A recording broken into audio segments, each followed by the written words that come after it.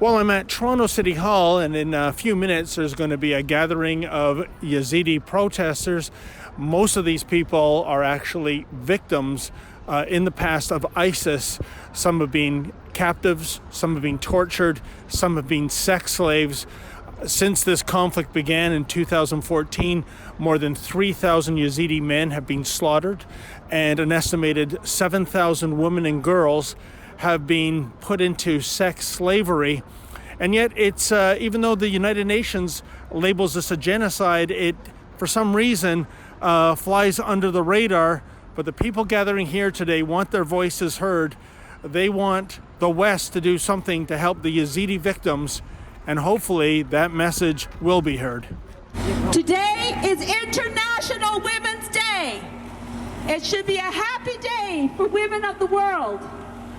Instead, we are standing here with Yazidis and women who have lost their families brutally in the hands of ISIS. They're still waiting to be reunited with their families. A promise our feminist Prime Minister made to them and broke. So when ISIS attacked us in August, they abducted 6 members of my family, including my daughter-in-law, and my son. For 9 months, I was able to talk with my family and my son in captivity. Sometimes they would get a chance to contact us.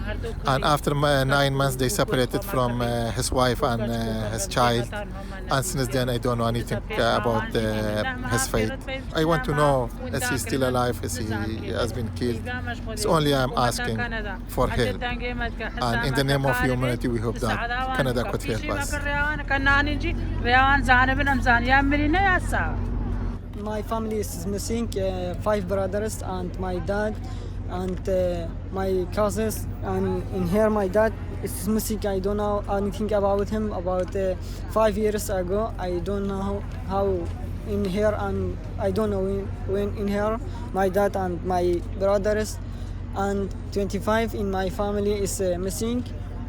Cousins and brothers and uncles and everybody in my family is missing. Just me and my sister now in Canada. My father still in captivity. My 4 brothers still there. My mother still there. I don't know anything from them. I haven't heard anything from them. And I think the world knows what has happened to us. How do you feel that, again, this is a Canadian government that has been bringing back Canadian citizens who went off to fight for ISIS to commit these atrocities?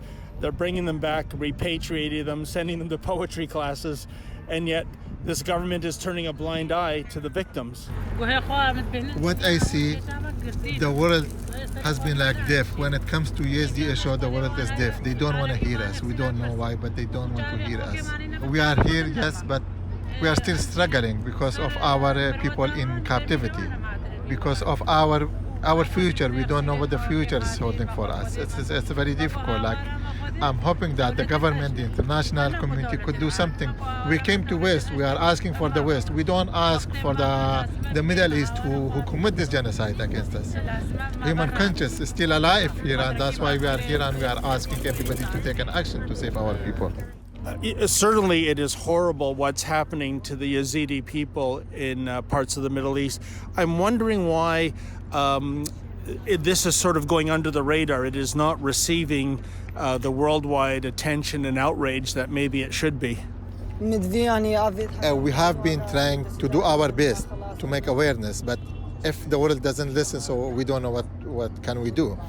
We have been protesting and everywhere, in Europe, in Canada, in US, in Iraq, and asking international community to take an action to help us to rescue our people from ISIS, to rescue our people from IDP camp, because in IDP camp, after we escape, it's very hard life. Like, we live in tent. Many times the tent would catch fire, and we have lost many people. They burnt inside the tent. It's like if you have breakfast, you don't have lunch. If you have lunch, you don't have dinner. It's not what you hear from the media. It's totally different. The life in IDP camp is very different than the media describes to you guys. Can you ask him what it was like being a captive of ISIS? It was the most difficult life that I saw in ISIS captivity. Beating, torturing. You cannot imagine what had happened to us during the captivity.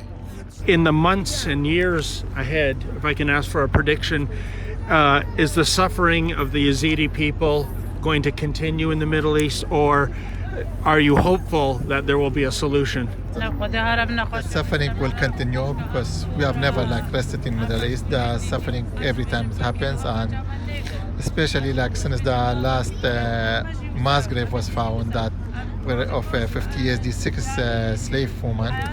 I don't know. I think was my daughter was among that one who be beheaded. Is my son has been killed or no? What I see, the world has closed its ears for us. We don't know why they don't hear us and they don't do anything. Now I think I live in hell. I think about my son, I think about my daughter, I think about others who have faced same. I think about who were those people who were beheaded, their daughter, their children of someone. What would you like to see Canada do in terms of helping the Yazidi people? I hope that our government could help us at least. Number one, to rescue our remaining whoever is alive from ISIS, to rescue them. My younger brother, he's alone. It's very hard for me to function, to do anything. I don't know what to do or what to say. Only I pray God and ask for help. They look like your daughter and my daughter. This is what Yazidi girls look like when they're put in cages and sold as slaves. We need to call him. We need to talk to our MPs. We need to say, bring them back together. We have a UN compact, migration compact, that will allow people to be reunited with their families immediately when they cross our borders illegally as irregulars. But these people who are true victims, who are true refugees, they have to wait.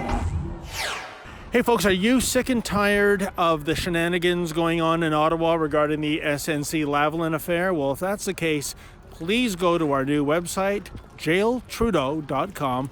That's jailtrudeau.com, and show your support by signing the petition. And hey, we're bringing our show on the road once again to Ottawa with that Jumbotron truck. We're going to give those politicians and bureaucrats a piece of our mind in terms of a lab scam. And if you can help us out by kicking in $1 or $2, we would greatly appreciate that too. Thank you.